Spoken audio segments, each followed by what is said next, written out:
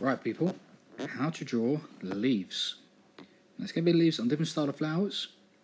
You got neo-traditional, you got old school ones here.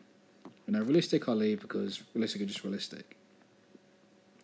But it sort of show you a few of the styles and which kind of ones work with different sort of styles.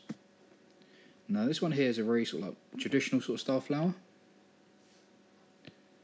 So I'm going to bring in one underneath. So for this one, you want very kind of basic sort of style leaves. So I'll sketch in one here that could work.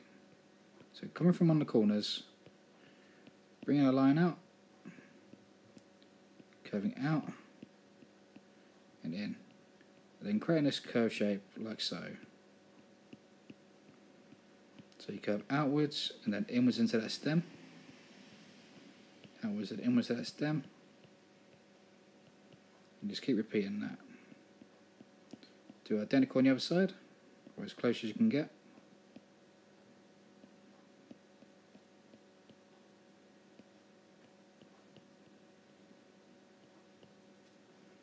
Like so.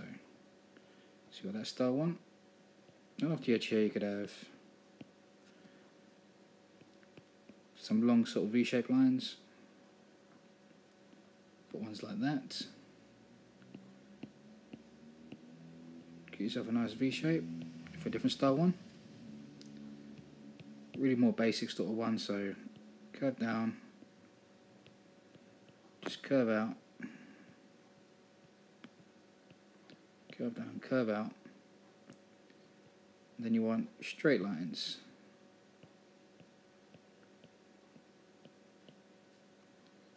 And then symmetric on the other side, straight lines. Like so. That one could work. And you've got the really basic sort of ones, you know, you could always do just really simple outside line, line, and colour in sort of like green or something. And colour these ones in, and you've got different sort of things. You can colour the whole thing in green, or like here, you could divide this one up and have these bits in green, this bit in yellow, and this bit in yellow. In this one you could have this bit in green, say this bit in like a yellow orange, and maybe the stem in like yellow. Or you could even mix up here, make this top bit red or purple if you want. You know, here you could have it just like, you know, a green and a dark green, or you could have green and black, or you could have like a black fade out from there, the inside out. For these ones I recommend like a nice kind of shade of black coming across these bottom sections from there upwards. Now with these kind of neo-traditional ones, you want it to be a bit more kind of fancy. So we're going to bring a line out like so. Make it a little bit curved so it's got a bit of sort of shape to it. I'm going to bring this out, I'm going to curve it, get a bit of bump, curve this one out, curve this out, curve here. You create like a little bit of an under sort of like, you know, sort of zone if you want. And then for like the inside lines, you can sort of like follow in from those curves.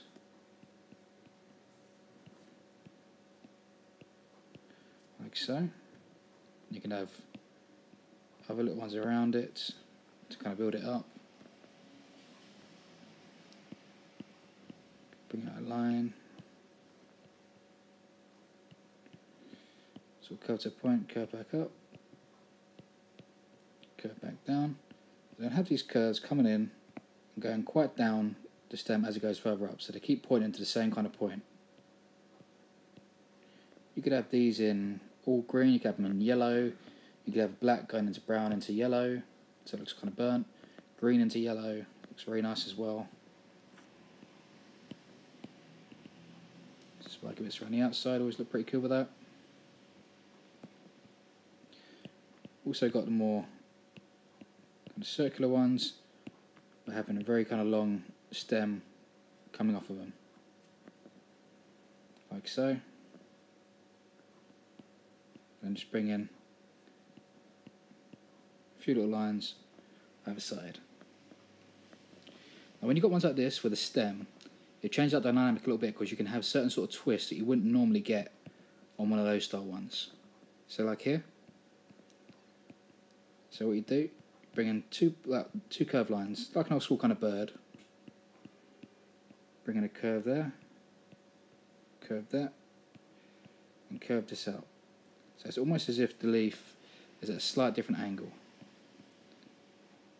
And then you can create your lines coming off of it, coming around. So you see, it's the sort of shape you wouldn't really get on one of those other two. And here you get quite a few sort of ones multiple and usually sort of stem off, so you can create, so one stemming off here, so you've got one sort of line curving, one here, so cut it into a little bit shorter. But then you could have a secondary stem here with this one kind of fitting in behind. You can build up different kind of ones. Now you can have them really kind of crazy as well, where they're sort of like really kind of overlapping and sort of twisting. So here you create like a nice kind of S shape, sort of curve that line underneath there.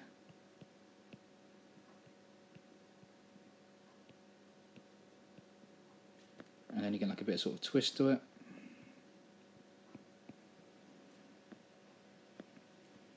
And in general, like you can have these any sort of size you want, big, small. You know, I don't feel like they always have to be the same sort of size, especially on the stem ones. I like quite different sizes, so some really big, some really small, going around it. And you can always have, you know, sort of stem behind as well. Like you can come here and then have in some leaves behind if you wanted to. You know, to build up shape or form. You know, I often do it to sort of try and cover where there's like an area which I feel is kind of a bit bland. But I can't really do it because I've got this one in the way here. So if I quickly erase this one, looking at it, I just feel like there's empty space there and here. So I'd probably have one, kind of fill in that kind of space there, and one or two or three, just fill in that space to build it out. You know, sometimes it's worth taking a step back, having a little squint, just seeing what works and what doesn't. And you can always overlap leaves on these kind as well. So this kind of leaf which is here, you could then have your second one kind of underneath, sitting behind it. You know, so again, it's a habit of sort of just trying to figure placement out. You know, these ones are usually very pointy, like, you know, they usually sort of aim towards roughly about the centre on the old school ones. So you sort of go from the sort of tip to the centre of the rose. That's generally how they work. These ones can be placed generally anywhere, but the main sort of point of origin is usually there. So I'm kind of working off of that sort of point in there. And this is good because when you sort of follow this one, sometimes you can often get like a little bit of a tip just around here, which then makes sense with the size of the rose. So it gives it a bit more sense of realism. You know, these ones just generally stem off of the stem. You know, so just create your lines coming off of it to work out your placements. Yeah, that's the basic sort of structure and the idea in that. And the colours that you can sort of see, you know, different kind of colours. Greens, oranges, yellows, browns. You know, and just play around with them. You can always try different colours. I've thrown a bit of purple in there sometimes, a little bit of blue. You know, these all sort of working out. It's just playing around with the colours. But for structure, yeah, more simple for old school.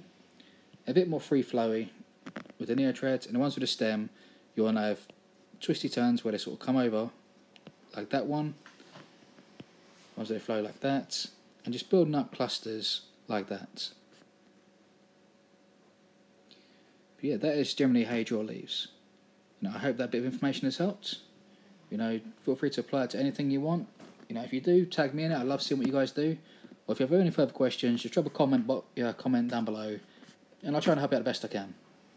But yeah, I'm the Broken Puppet, and that is how to draw leaves. Check out my videos, and I'll see you next time. Peace.